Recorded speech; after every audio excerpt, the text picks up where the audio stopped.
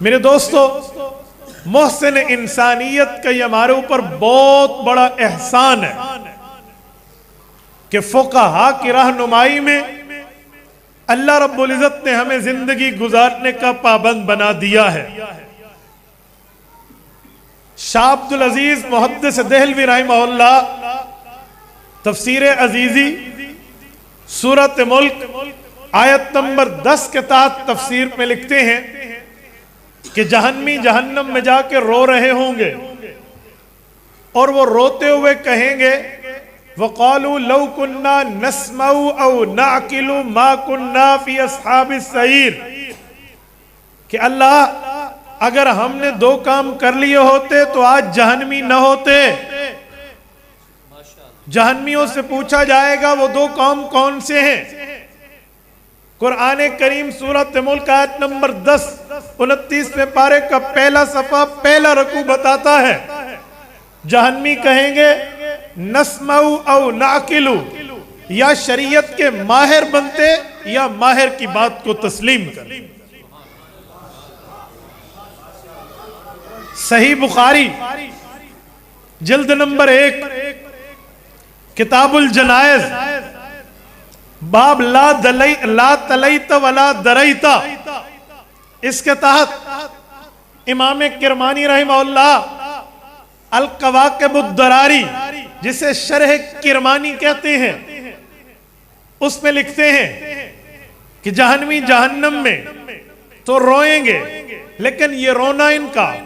قبر سے شروع ہوگا۔ کہتے ہیں وہ کیسے؟ کہ قبر میں جب یہ فرشتوں کو جواب نہیں دے پائیں گے تو فرشتہ انہیں گرز مارے گا، مطرقۃ من حدید،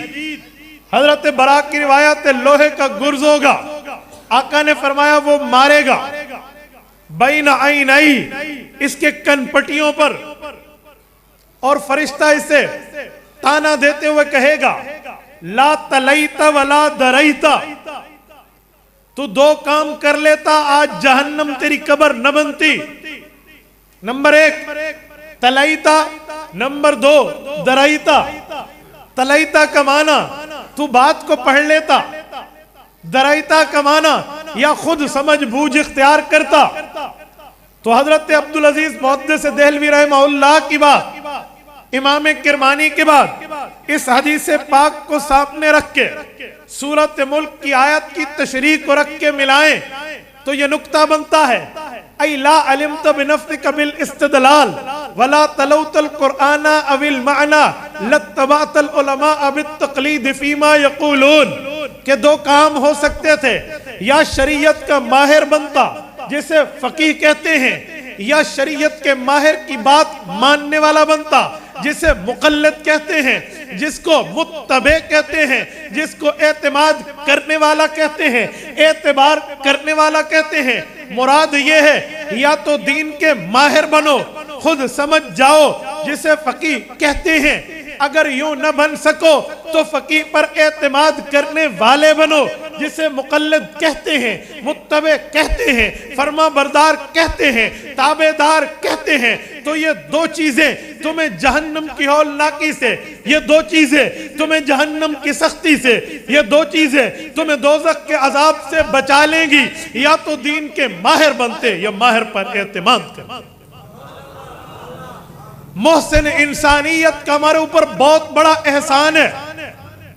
کہ حضور پاک علیہ السلام کے ختم نبوت کی وجہ سے فقہا نے